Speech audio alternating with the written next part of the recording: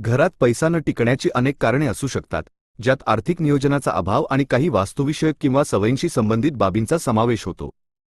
मराठीत या समस्येला बरकत न राहणे असेही म्हणतात. येथे काही मुख्य कारणे आणि त्यावर उपाय दिले आहेत. 1. आर्थिक कारणामुळे होणारी ओढाताण. नियोजनाचा अभाव, उत्पन्नापेक्षा खर्च जास्त असणे किंवा खर्चाचा हिशोब न ठेवणे हे मुख्य कारण आहे. विनाकारण खरेदी. गरजेपेक्षा निव्वळ आवडीसाठी वस्तू खरेदी केल्याने पैशांची बचत होत नाही. कर्जाचा विळखा. उत्पन्नाचा मोठा हिस्सा कर्जाचे हप्ते भरण्यात जाणे.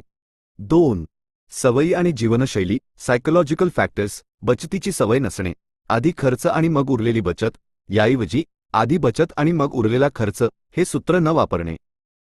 इतरांची नक्कल. दुसऱ्यांकडे आहे म्हणून महागड्या वस्तू घेणे. 3.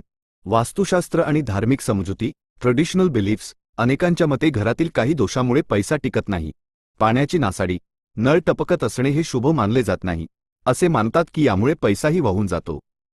अस्वच्छता. ईशान्य कोपरा, नॉर्थ ईस्ट अस्वच्छ असणे किंवा संध्याकाळी घरात अंधार असणे.